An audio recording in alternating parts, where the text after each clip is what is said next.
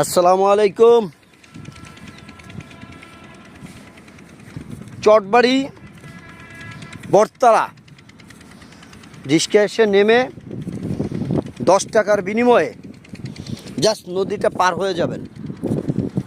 নদীটা পার হয়ে আপনারা চলে আসবেন এপার এসে দেখবেন এরকমের সবুজে ঘেরা আবাদি জমি।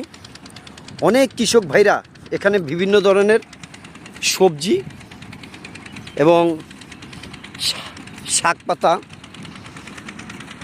ধান, সরিষা, বিভিন্ন ধরনের ফলদি এখানে তারা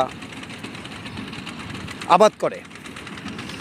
তো আজকে অনেক দিন পরে আমরা নদীর পার ঘেঁষে চলে আসছি একটু সময় কাটানোর জন্য।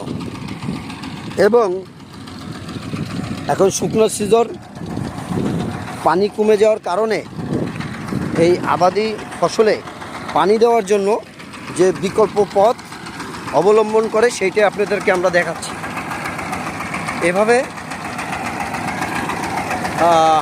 নদী থেকে পাইপের মাধ্যমে, এই যে দেখেন পাইপের মাধ্যমে এখানে পানি উঠায়, এই পানিটা আপনার চলে যায় বিভিন্ন জমিতে। তো যাক, বিঘ্ন বন্ধুগণ ভালো থাকবেন, সুস্থ থাকবেন, সবাই সবার পরিবার পরিজন নিয়ে। আসসালামু আলাইকুম।